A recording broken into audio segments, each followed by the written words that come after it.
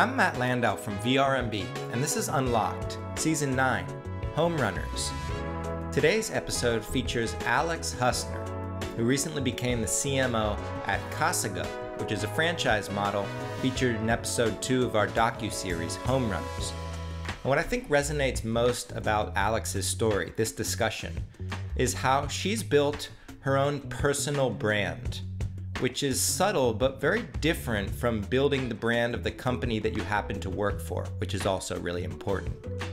This is the great entrepreneurial dilemma for a lot of operators, really. Where does my personal story, our background, our interests, my style, fit in the story of the company?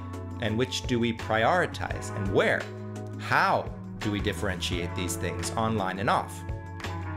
Alex has done an incredible job, in my opinion, of thinking through this dilemma and writing her own story with whatever company she happens to be working for's brand built into that. I think this conversation, the subtle differences in that and how, as a result of her choices, Alex's confidence levels are at an all-time high. I think this is a great salient conversation for anyone looking for their next big leap. We also talk about the role of Airbnb in the professional vacation rental management community and how we, as operators, can't expect our dream outcomes or really anything until we write our own story. This interview is brought to you by Point Central, the leaders in smart home automation, and Breezeway, a property care and operations platform. And as with every conversation this season, we've kicked off by asking Alex, what does the phrase home runners mean to you? I think the phrase home runners means exceptional property managers. These are the people that they are the boots on the ground, the local operators that are dealing with a multitude of issues on a daily, weekly, monthly, annual basis between homeowners and guests and just the changing economy of tourism that we all live in and legislative issues. But they are balancing all those things, and they, at the end of the day, still are able to create a great experience for their homeowners and their guests, which are the two most important parts of our business. So basically superheroes. Yes, superheroes for sure, without the costumes. Maybe the capes, but Do you consider yourself a home runner? I consider myself a marketing home runner. Yeah, absolutely. I don't really deal too much on the homeowner and guest side from a property management perspective. And I have the most respect in the world for anybody that works directly in those departments, because as I just said, there's just so much that goes into it.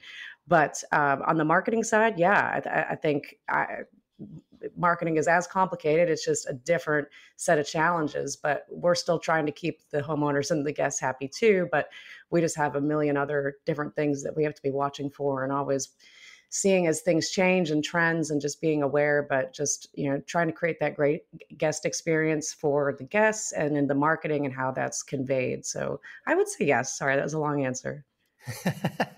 What do you think has changed most? Because you've been doing marketing and in this industry now for some time. What do you think has changed most in the marketing world?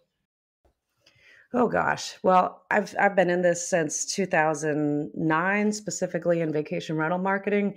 And since then, it's like night and day. It almost seems like when I describe those days, I'm talking about the dark ages that very few companies had online bookings and most everything was done over the phone, and pay-per-click was this new thing, and it was just there's complete social media was a new thing at that point. So we've come quite a long way since then, of course. But I think what has really emerged as the biggest impact and what will have the greatest lasting impact as far as marketing concerned is the importance of branding within a company. And that's not just vacation rentals, that's really any consumer facing brand. But with so much choice and so much access for people to find what they want by just saying to Alexa or just quickly searching on their phone, there's a no shortage of options for anything that you're trying to buy. So I think really being able to define your brand and what your company stands for and how you present yourself And your message is just super important now and will continue to grow in importance. I feel like in our industry, people have really, on average, poor brands, really subpar stories that are communicated to the consumer, to the customer. Really, just tons of room for improvement on stickiness and building something that means at least something equivalent to what actually happens behind the scenes. I think if anything, the brands aren't doing the actual entrepreneurs or the companies justice, right? Would you agree? Right. Yes, I agree completely because I think what normally happens is you've got a marketing team or a branding team that they are looking at a set of criteria and goals for an organization, and they come up with a plan that revolves around that. And really, I mean, what branding is all about, whether it's your company brand or your personal brand, it's becoming and showing more of who you already are. It's not about trying to show something that you're not. And I think things can be lost in translation quite a bit when you don't have marketing working really closely to understand what the value proposition is and actually live and see the value proposition. And really, what we are at the end of the day, we are a service that helps our guests have a wonderful time on vacation and provides a great service to homeowners to be able to rent their properties profitably and responsibly. But that's the best way to tell your story is through the eyes of those people. And I think that's one thing that's really emerged as an important theme in the last few years. Talk to us about Condo World, because I know very little about the company, but that was kind of like your mainstay for the majority of your adult vacation rental career, right? Yes, yes. Yeah, I was there for 13 years, and this was a company that had been doing very well and was well established. It was started the same year that I was born, so 1985. And when I came into it, they were, the owner of the company, Roy Clyburn, he was handling the marketing, but he was at that point 73 years old. And handling the marketing meant he actually was overseeing SEO. He oversaw all of our print magazines and distribution, and we did a little bit of online advertising, but not a whole lot. And when I first went in there to meet with them, I actually had Condo World as one of my clients for an ad agency I worked for. I couldn't believe that a 73-year-old was overseeing SEO and actually could speak pretty educated about it. But as we started talking, hearing his goals and what he wanted to do with the company to grow and get Condo World known in other markets, and we didn't know at that point what that would look like, whether it was buying other companies or turning into a franchise model or building a booking platform. But I did know one thing from that is that we needed a really strong digital plan and a really strong brand that would be able to take us to any of those options. And we explored all those options over the years, but we went from, when I first started, the company was around 150 condos. And when I left, we were around 500. As we started working more closely with people who previously we would have thought of as our competition, it ended up being a great thing for us and a great thing for the destination, that we all just really became more sophisticated marketers, and just it really fostered that sense of collaboration. So that was a really special thing about it. What kind of, like, what goes through your head? What's the first thing you do when you, as an advertising and marketing mind, enter a new company like Condo World? Like, how do you determine exactly what is that story of who the company is and then begin building it? It's such a great question, and I've had to recently remind myself of what I did 13 years ago. Now that I'm in my new role with Casago, I've thought about that often. Of what did I do in those first early months to figure out where we were going? And obviously, back when I started at that point, I had no idea where that next 13 years was going to take me. So it at least makes me feel good looking back on that, knowing that I'm in that same position now of just trying to get my bearings and figure things out. But you do figure out that path. But I think really what it comes down to, I spent a lot of time probably in the first year, really just understanding the business model, asking seemingly, what I thought as were kind of dumb questions. Like what? What kind of seemingly dumb questions would you ask? Oh, I thought that we owned all the condos. That was the first dumb question. So, I really had no idea. I didn't know I knew what beach home rentals were, but I didn't know vacation rentals in a town like Myrtle Beach. These condo resorts, they look just like traditional resort hotels, and I just figured that Condo World owned all of them, to be honest. So when I started to get that explanation, we can't do this. We've got homeowners, and I said, "What do you mean? I thought you owned all these, Roy." He said, "No, Homeowners. I don't know all these." So that was the first realization. But then just little things that happen. And I love going back on this story. And if Roy was here, he would laugh at it too. But my first year at the company was it was actually when the Gulf oil spill happened down in the Panhandle, and we started out that year. Roy had me look at all of our marketing and said, figure out what we can cut. Like he was big on figuring out ways that we could save money. And one of the things that I didn't think really had a whole lot of value was the Myrtle Beach Chamber of Commerce and CVB. And I looked at how much we spent, and then I looked at the web traffic that we got, and I said, I don't think that it's really worth that. And he said, you know what? I agree. I've been just thinking the same thing, and I feel better now. So we dropped out of the Chamber of Commerce. And anybody who knows me now knows that that is a far cry from where I am in my career with the chamber. I'm the chair of the board of directors now. But one thing Full that Roy circle. forgot, yeah, Roy forgot to tell me that the main part of the program back 13 years ago was the leads that we got that we sent direct mail to.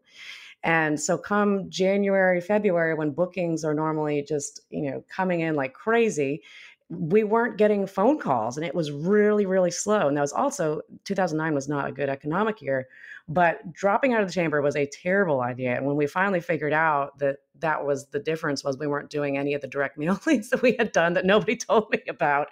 It was a little bit too late at that point. So we decided, okay, we're just going to continue to keep on keeping on and just do some other different advertising to try and increase our bookings. But that was, like I mentioned, that's when the Gulf oil spill happened. And that was a disaster for the Panhandle, but that ended up saving us that year because we were I'll never forget walking through the call center, we would get calls that people were booking 3, 4, 5 bedroom condos at a time. Like multiple condos. And they were panicked because their vacation that they had planned down to Destin or anywhere in the Panhandle was going to be canceled. And our destination ended up really growing a lot from that disaster, that we were put in front of people that had never previously thought of coming to the Myrtle Beach area. So end of that year, we rejoined the chamber and got back on track for the following year. And ever since then, it was, no holding us Yada, back, yada, basically. yada. Now I'm the president. Yeah, exactly. Now I sing their praises everywhere I go because they do an incredible job. We've got the fourth largest marketing budget for a CVB in the country. I mean, well over $50 million in advertising spend. And that comes from a lot of legislative work, which, vacation rental industry, we're now all in the throes of that. But I've got to see that from a very early part in my career of how important having that legislative arm is to an organization and what it can do to transform the future of your reality. And how does that trickle down to a local vacation rental manager? Like, are there direct tie-ins? Are you featured somewhere on a directory? Yeah, so it actually back in the day it was all print, but then to about 2010, 2011 we switched to a model at that time that made sense, that was a pay-per-click model. And there was 3 or 4 different like tiers of packages you could buy for the amount of clicks that you wanted to receive. And we always did the highest amount, and it got to a point where come about June, we would run out of clicks. And so we would have to keep buying more sets of clicks. And every time we had to re up our clicks, I think it was like $5,000. And Roy would always yell at me over from his office, "Oh my God, another 5,000 clicks." But, we were kind of early on within vacation rentals to really try and dial in our tracking on things. And I think we did a really good job with that, uh, because he was so uh, closely watching finances, which is a very good thing, obviously, for CEO to do. But because we had such a keen eye on that, we really kept our eye on what was working and what wasn't working and making adjustments in real time. And the Myrtle Beach Chamber advertising program, it works. It did back then, and it does now. But they target, basically, I mean, the whole country essentially. I mean, we have a huge spend and a huge geographic area that we're targeting through traditional media, digital media, everything possible. Tons of sponsorships, a lot of different partnerships where we get different matching grants, and it's really become a big thing. I know not every area has a CVB or a chamber that does anything close to this, but in some of the more traditional beach markets, you do see that as more prevalent down in Destin and Panama City. I know those are two other very large size organizations. Virginia Beach is another one, Orlando, but it definitely helps. I mean, when you have a coalition and a group that can work together, it really it does it. The rising tide floats all boats. It's true. And how have you come to think about sort of the bigger picture? Because in that first instance where you guys pulled the plug because there was no obvious immediate ROI, Hmm. to now when you sort of zoom out and you actually see that it may not be obvious or it may not be directly correlated with a booking Yep. or an immediate sale, but it's integral in cultivating and nurturing new potential customers and promoting your brand. How have you come to think about those sort of upstream investments? Oh, that's another great question, Matt, and one that I've thought a lot about over the years, because I think you want to be somewhere in the middle, and you can be too far to the right or too far to the left, that you are either looking way too closely and you're a marketer that has to be able to see a return on every single dollar spent, or you can be so far on the other end that you are just only doing campaigns that they look good from the outside, but there's no tracking and you're not sure at all what they're doing. You want to be somewhere in the middle there. I mean, branding is super important and something that we emphasized throughout the years, but it took a lot to convince the stakeholders of my company that there are going to be some things where we don't see that ROI. I mean, billboards are very big in our market. And again, I know that's not big in everyone's market, but in Myrtle Beach area, billboards are still a very big part of your marketing plan. And especially with digital boards now, you can get a really good exposure for a pretty cost effective price. But no, can we track that to a booking? Absolutely not. But when we continuously see year over year that guests are coming directly to Condo World, we were a 95% book direct business. We know we're doing something right. And I said this to somebody the other day. I never in my time there ever heard a guest of ours say they stayed in an Airbnb when they were talking about their stay with us, ever. I mean, that just never happened. They stayed with Condo World. And I think with is kind of a magical word in the sense of hospitality. Love that. Talk to me a little bit about your decision as the CEO of Alex Inc. to begin promoting and building your personal brand beyond just the company that you previously worked for. What was that? When did you make that decision, and was it conscious?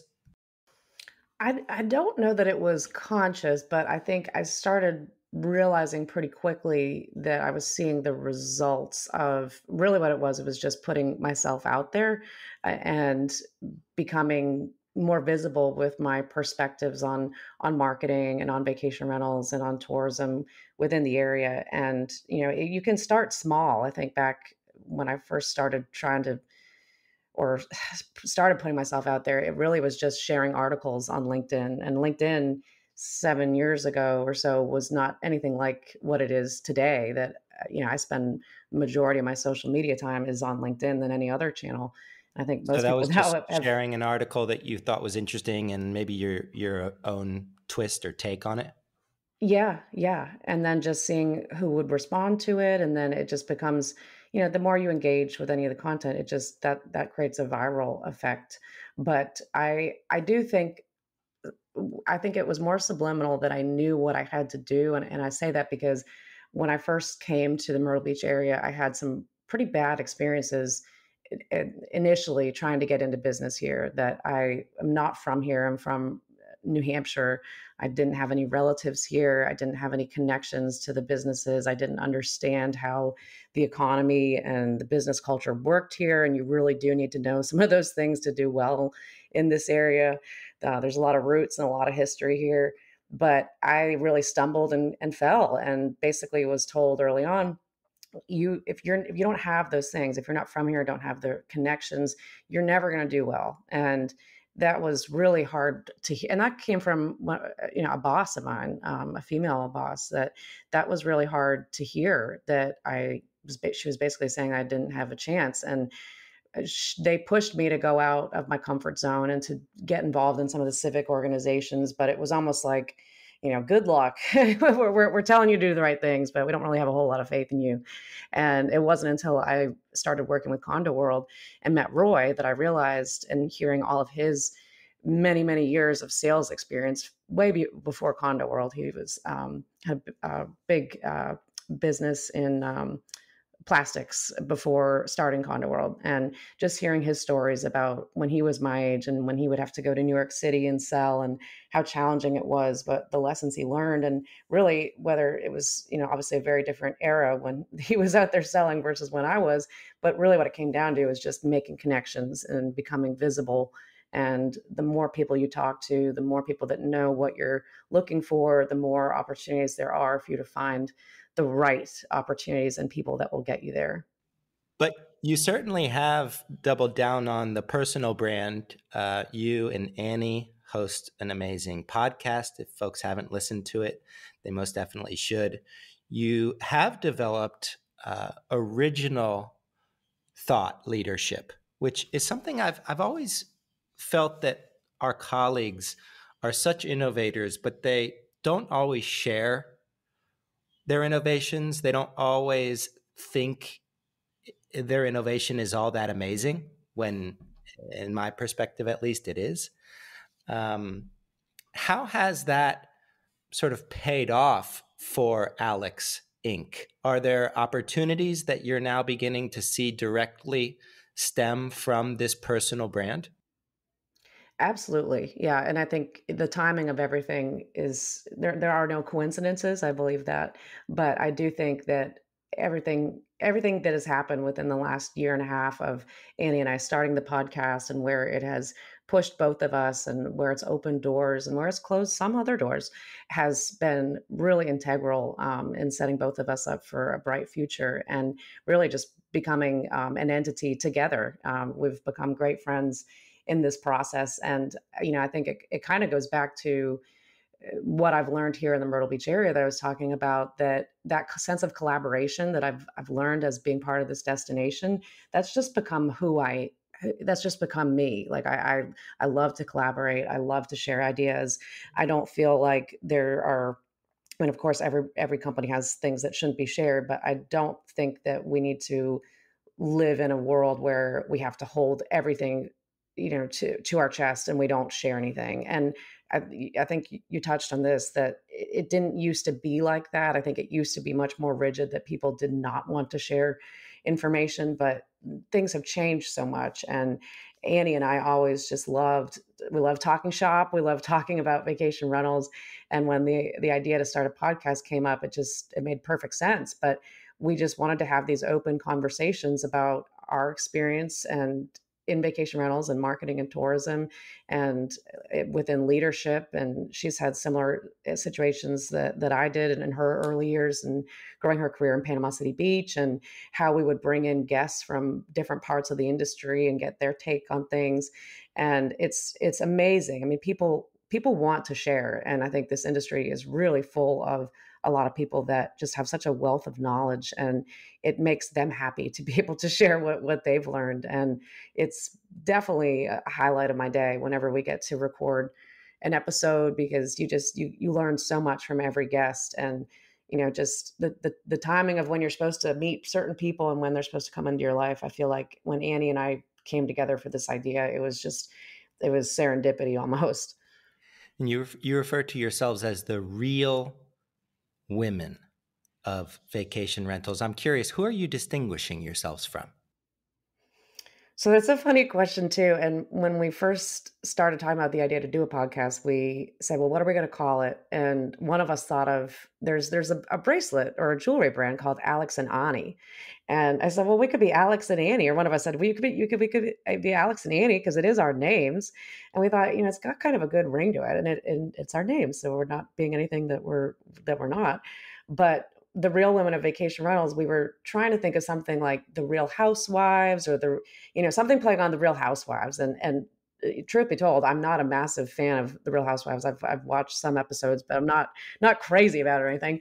But we just thought, okay, that kind of makes sense because who are Alex and Annie? They are the real women of vacation rentals, and I think both of us are committed to telling the authentic stories of both our experience and also of our guests. And we try to have our show not be too structured or too scripted, or it's not scripted at all, actually, so that we can really let the right creative juices flow and the right conversations happen. So that's kind of why we say we're the real women. And if any men are listening to this, no, you are not allowed to make the real men of vacation I'm su- rentals podcast. I'm surprised somebody hasn't done that, to be honest. That's I'm a sure great several people point. have thought about it. Yeah, I think so. How have you improved your question asking in the podcast journey? I think it's changed a lot. I think when you have the mic and you have to learn to pull things out of people, that sometimes you can tell there's something that they've either skipped in a story, and you're very good at this, Max. You've been doing this for so long, but you can listen to somebody and you can hear they touched on one part, but you're like, hold on, go back. I want to hear more about that. And just to be able to get that information out of somebody. But it has definitely helped me. I would say I feel like I can talk to anybody now. And I've always been outgoing, but this has given me a new level of confidence that I can, talk to a lot of different people and at least be able to maintain conversation about whether it's vacation rentals or not. Can certainly find common ground, and being able to, just become comfortable in asking those questions. That is how you make common ground with somebody and build that relationship. I've always been an inquisitive person. I've always asked questions, but I definitely think over the years of researching the best journalists and practicing my interviewing, my listening skills have definitely improved too. And I tend to admire most people who are really just great listeners, and they actually oftentimes the most powerful ones don't even really talk much until kind of the end of a meeting or the end of a discussion, in which they'll just drop some really poignant words, and everybody listens like to everything that comes out of their mouth. I think active listening is another skill that is kind of part of the the toolkit these days as a hospitality professional. Yeah, absolutely. I agree with that completely. And one of the challenges of being a podcaster is that when you're in these interviews, you're listening to the person who's talking, but you're also thinking about what you're going to be asking them next, which that's a little bit different than in a regular conversation. You're not, sometimes that happens in conversation, but normally you're not that focused on it. And I would say that was one of the bigger challenges that we had to learn in this journey, was just to be in the moment, listen as normally as you could, that there was no microphone around, there was no video, that just pretend like it's not a podcast. Because I agree with you. I think the people that ask the good questions are the ones that are good listeners. And I think I've always been a good listener, but I've had to overcome that in the last year of just not getting ahead of myself and making sure that I am really leaning into hearing what somebody's saying, so that I make sure to pull out those pieces of information or additional questions that are going to lead to a better discussion.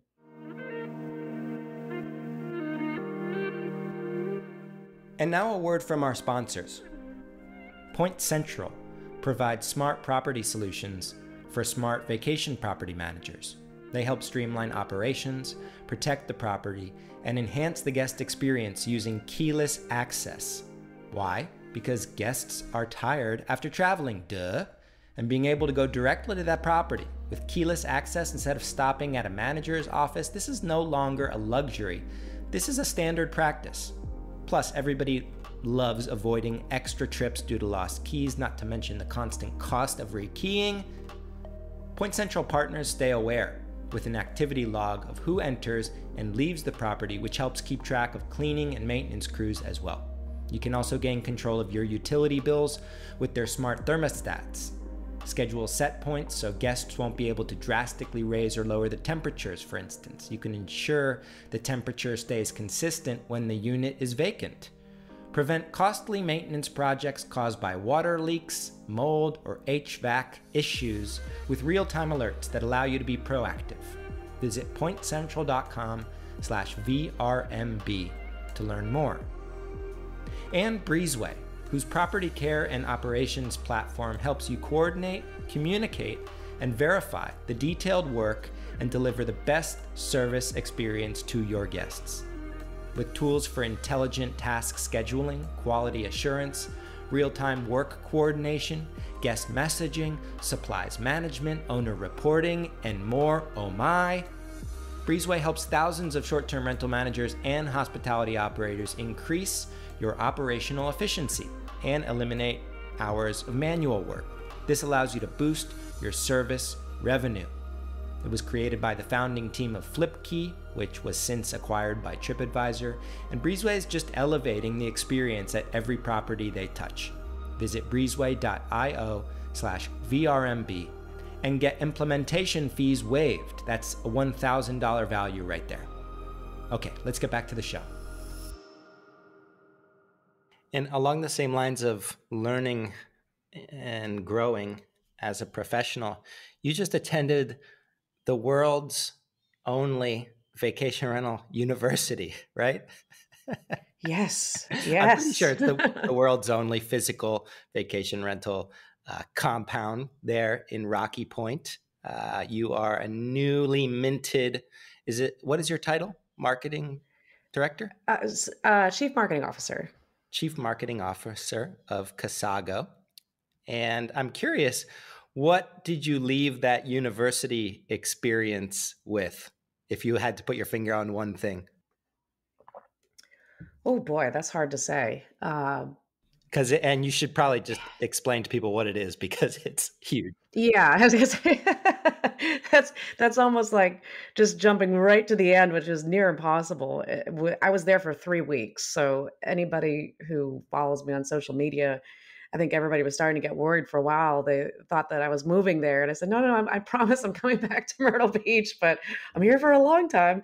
But it was one of the best experiences that I've had in my professional career, hands down. And I knew going into it that it was going to be a really exceptional thing, but you don't know until you're there. And you've seen it, right? I mean, you've been down there and you've filmed Home Runners, with Steve and the cast, and just to see the hospitality of these people in person and how much they really live the brand and they live the standards of the company, and how much they love the company and each other is just really astounding. And I've thought about this more over the last couple of weeks, that I've always loved vacationing in Mexico. That's all my friends know that. All my family knows that. I've been to all of the main tourist areas. I think I've probably been in Mexico at least 15 times, I'd say.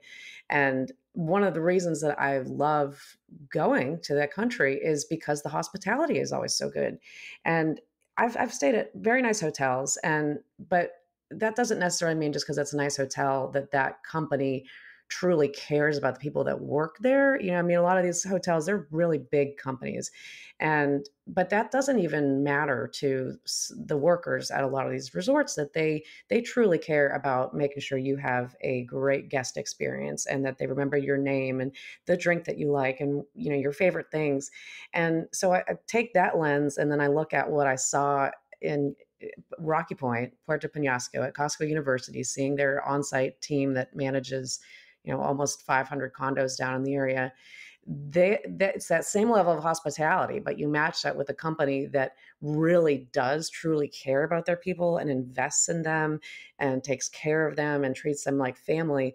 And it becomes something that it's not hard to imagine why it's so special and why it is next level, as far as I'm concerned, for the service and just being able to really see that empathetic love of their guests and homeowners. And it was exceptional. I wish everybody could go see it. I hope that more people can go see it that want to get involved with Casago, because it will change your perspective on hospitality 100%. And I'm pretty sure that, like, if you're really enthusiastic vacation rental professional, you can go there. Like, you can attend the university. They're very welcoming in that sense. Walk us through what, like, the actual workload is like, because it's not a walk in the park. No, it's definitely not. And I didn't really know exactly what to expect. I knew I was going to have 2 solid weeks at the university, and then the third week I was in Scottsdale at Costco's U.S. headquarters. But the first week I was there with a franchisee that was training. It was a sister and a brother, and from Garden Valley, Idaho. And this is actually kind of a common thing, that this is a family business, that one person is retiring or is transitioning out of the business, and they want the rest of the family or someone else in the family to be able to take over. But they have all this knowledge in their head about how to run a vacation rental business and all the processes they've done. But it's near impossible to document that for somebody that's going to be taking the reins. And we've seen that in quite a few franchisees, that's a big part of them making the decision to go with Casago, or that's one use case at least. And that was who was there with me that week. Are those the Godfreys? No, but I love Mike Godfrey. Oh, another brother and sister from Idaho. How about that? Yes, yeah, unbelievable. But yeah, and they were great. It was really interesting to see their perspective and the questions that they asked. And really, the first week we're learning the software, so learning the property management system, more kind of baseline things for how they'll operate within that. But then you start getting into some other things about culture and leadership and just different tactics on how we market to guests and how we automate things and how you market to homeowners. And just you start to see all the economies of scale that come with being part of this network. And it makes sense. I mean, they have the secret sauce there in Rocky Point. And after seeing it now, I can understand why Steve and Ryan and the whole gang came up with the idea to say, okay, there's got to be a way that we can help other people have access to this. And then in doing so, we'll all grow together. And are there, like, tests and stuff? Yes. So the first week, I did not take a test. To be honest, when I didn't have to take it the first week, when the Garden Valley team did, I kind of thought that I didn't have to, maybe I didn't have to take the test at all. You, like, got exempt or something? Yeah, but that was not the case.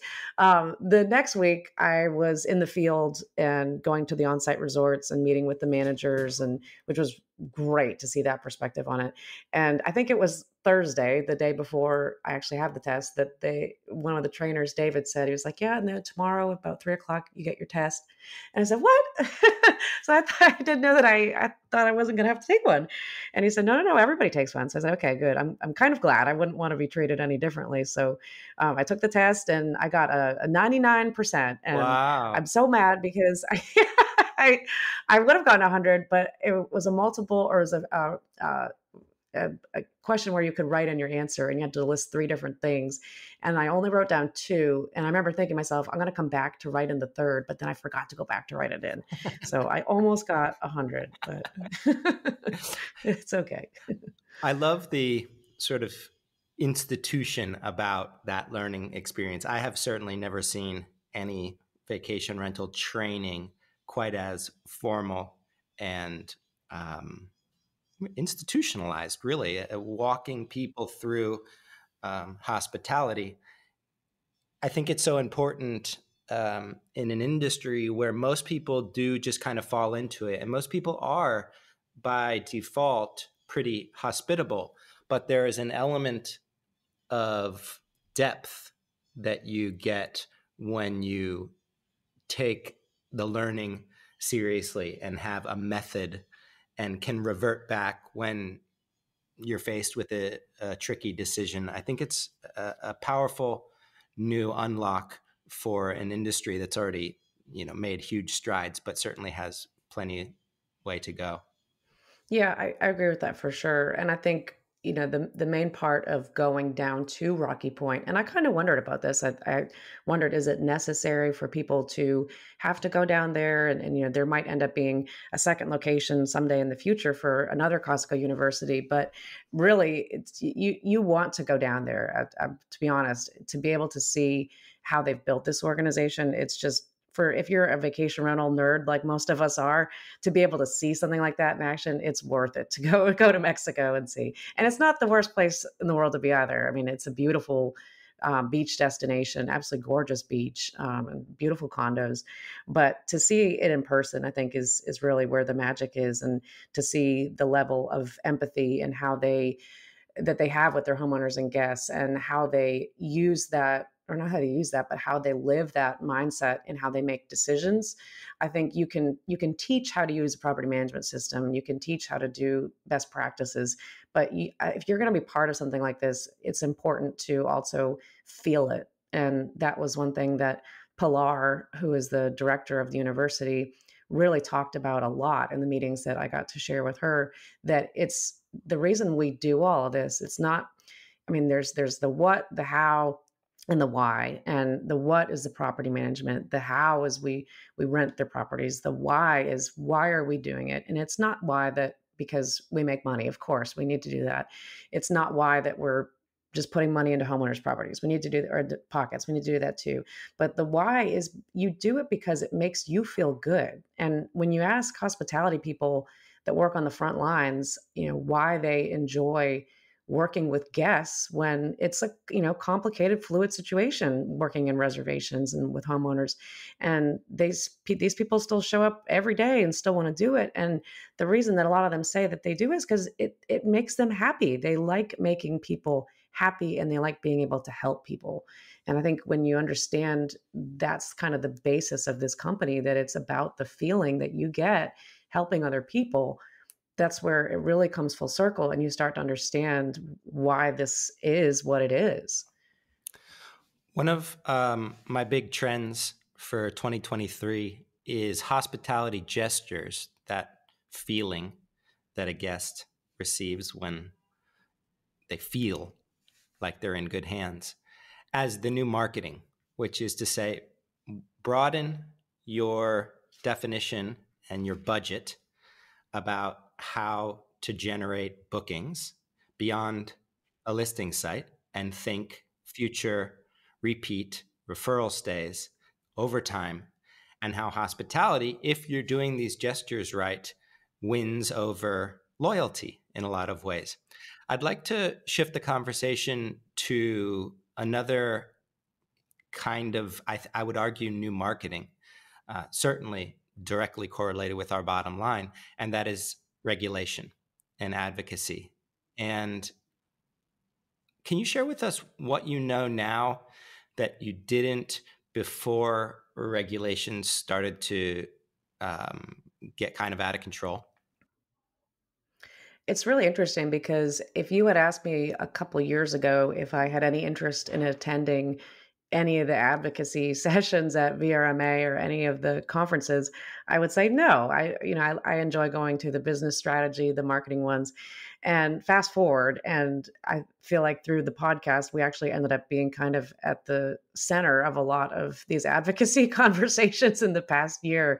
And I've learned so much about it, just having guests on that talk about the struggles that they've had and the successes that they've had too.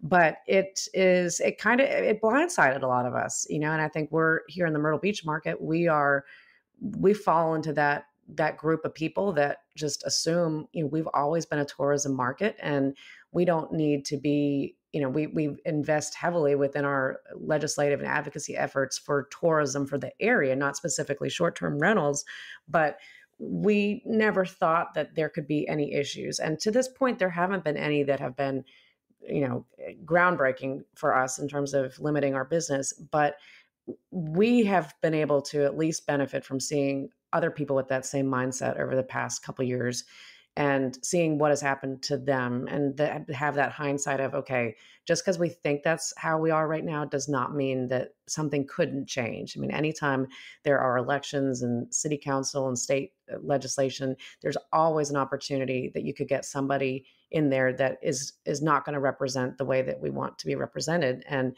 is going to make vast blanket decisions based on a limited amount of facts. And I think what we've realized is that most people don't understand short-term rentals. They don't understand vacation rentals. They probably were more like me 13 years ago when I thought that Condo World owned all the units, or Casago, or any company that they just assume that Airbnb is a new thing, and it's not a new thing. It's a semi-new channel, but it's a marketing platform that allows anybody to be able to book their property. But vacation rentals have been around for a long time, and it's sad to see in a lot of these big markets that good operators are having their hands tied behind their back, and they are not being able to operate, or they're able to operate only under ridiculous restrictions because of the bad apples that legislation is trying to beat. And I think at the end of the day, I really strongly believe it comes down to lack of information and miscommunication that is guiding a lot of those bad decisions. Because what ends up happening, I mean, we rely on tourism dollars here, and any market does. You need to have tourism. Tourism is a good thing, and when you start making these regulations that, yes, they ban the Airbnbs that or bad apples that could be causing problems, but they also end up banning the good stewards of their community that are big revenue producing parts. Those tax dollars, they go to education and police and things that the entire community uses, whether you value tourism or not. And it's all leading towards something that could be catastrophic. But I think we're collectively as an industry, we've recognized it and are making strides to fix things. But is it perfect? No. I think there's still a lot more communication. There's a lot more branding and understanding that needs to be done as to what vacation short-term rentals are professionally managed, what our value proposition is. So there's a lot of work to be done. But in the last couple of years, yes, it has definitely blown my mind of how important this has become when we didn't ever used to think about it. I'd like to include the producer of this podcast, Stuart, in that group of good stewards, just for the record. I want to talk briefly about Airbnb, because you touched on it, but more broadly, listing sites. You, like me, get very frustrated when you hear the phrase Airbnb thrown around, and it has grown the popularity of short-term rentals. But on the flip side of that is the detriment to communities. In some instances, the reputation impact to professional vacation rental managers. Do you think we should trust listing sites? I think we should use listing sites as needed. I don't think you should trust them 100%. Absolutely not. I mean, these are publicly traded companies that their agenda is, you could be the biggest operator in your town and you could be a valuable client to them, but you're still a very small blip on the radar in terms of how they're making decisions. So, and that's kind of where collectively VRMA or any of the big organizations, we've got some more clout than we would individually for sure. But I don't think you should trust them 100%. I think you use them as necessary. But it's been really crazy to see over the last few years, especially, that these new operators or new hosts, they are relying 100% on Airbnb or Vrbo for their bookings. And I mean, we have no control over how they change their algorithms. One algorithmic change, and that can wipe out your business completely. And we saw that happen to a lot of hosts over this past summer when Airbnb changed how you search for properties on their homepage. And that's not the only time that this is going to they're going to always do things that benefit the platform, and they should. That's their business, it's their prerogative, they should do that. But that's where we can't be beholden to one or two big companies being the only way that we reach guests. And really, shame on us for being even at all upset that the world has considered Airbnb our brand. It makes sense. A lot of us have just turned over the keys completely to these channels and said, I don't want to do marketing. It's too complicated. I'll let you get all the bookings for me. And they've just adapted to the restrictions of what that means in terms of being able to communicate with guests and other things. But it's a very, very dangerous position, I think, for companies to be in. And I think any company needs to be trying to diversify off of the channels and grow their own direct booking strategies. That should be number one priority for 2023 and beyond. So is that kind of the confluence? It's not an Airbnb campaign. Is that a both awareness and just something proactive that we can do that's within our control?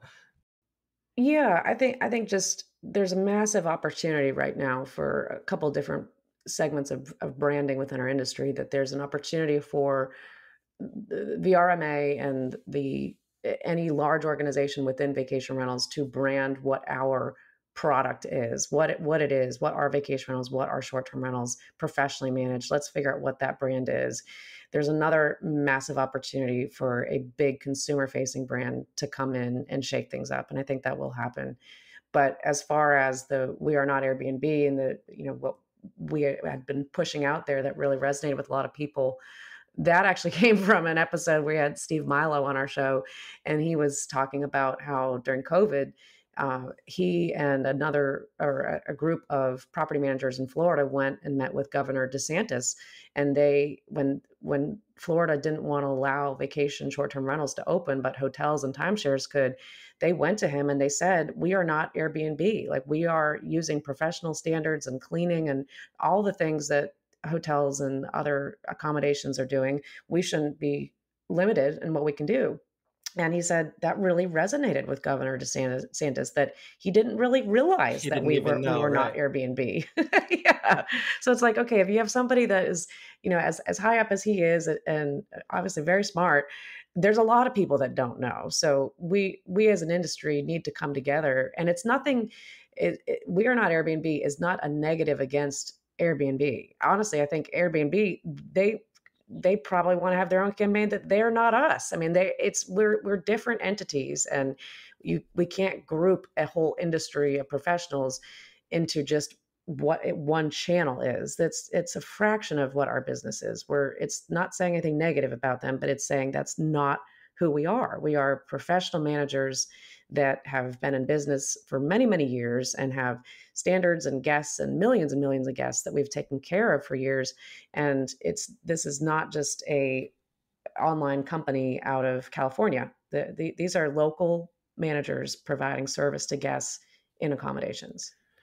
I feel like we should see if we can get Arnold Schwarzenegger from his days in Kindergarten Cop to say, "It's not a Airbnb," for a commercial. Oh my Remember gosh. that? It's not a Tuma. Oh my God, that's a great idea, Matt. All right, I think we can do I it. love that. We can do it. The hypocrisy, you could call it conflict, I think, of a company like Airbnb, whose majority of inventory is professionally managed, and yet can't publicly recognize that, and frankly has privately thrown professional managers under the bus over the years. There is something about the distinguishing that it does require us, back to where we began this conversation, identifying our story and communicating that clearly I think that's one of the big still missing pieces. You still can't really come to a consensus across the board as to what constitutes a professional manager. I think that's one of the areas where many of us are still looking towards. Yeah, I agree with you on that, and I think "We are not Airbnb" was a rallying cry that we don't want to hang our hat on saying what we're not as an industry, but it was a Right. rallying cry to say, "Okay, well, now what are we then?" Let's figure out a way to say it. And Mhm. sometimes it might not be things that we can easily say in a short tagline, but it is back to the Casago way of business that I learned. It's about how you feel, how it makes you feel, and the experience that you have when you check in at a location that it's a local business and they're great stewards within that town, and they take care of their people and they take care of their properties, and there's a feeling that's comes with it that when you book on Airbnb or another channel and you just get a door code and you just go to the unit and you don't see anybody, is the feeling efficiency? Yes, you get to feel efficiency and the benefits of that, but there's a different level of feeling when you connect with people, when you stay with them. And I think as an industry, we've all kind of rushed to say, let's do all the things that can be automatic and streamline our operations, and we'll save money there, maybe. But I think that's also led us down the path of letting Airbnb kind of take our brand, because without having that in person touch and communication, without that, guests have just grouped us as Airbnb. But I think there's a huge opportunity for us to figure out ways whether we can see the guests or not. Sometimes that's not possible in some markets, and sometimes doesn't make sense in some markets. But there is an opportunity to figure out what that feeling is and to be able to create that. And I don't know that that can be done 100% at scale across all companies. But I think the companies that are going to win and are not going to be called Airbnbs, they're going to figure it out, and a lot of them are figuring it out, and they're already creating those exceptional experiences for guests. You strike me as someone who is ambitious and who has already achieved so much. What do you think you're capable of in the big scheme of things? Whew, boy. Easy Well, question for the last question. yeah, exactly.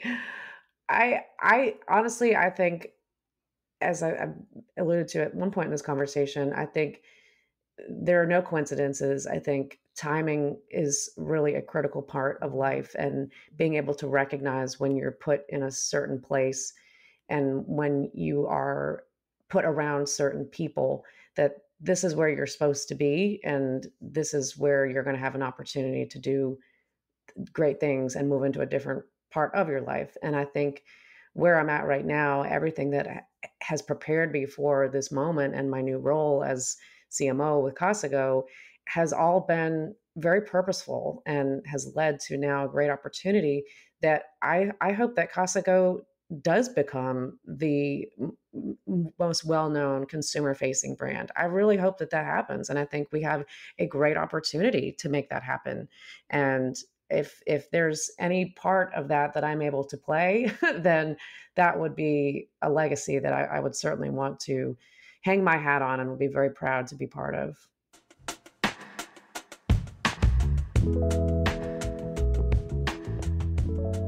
What a powerful sentiment to end on. My big takeaway from this conversation is the difference between image and reality. Our image is what we construct. It's the things we do, say, and think, both around other people, in our teams, our families, in our communities, and in private. Our image is a sum of those parts. And our reality is oftentimes very separate. It's how we're perceived by the world around us, how our image is viewed.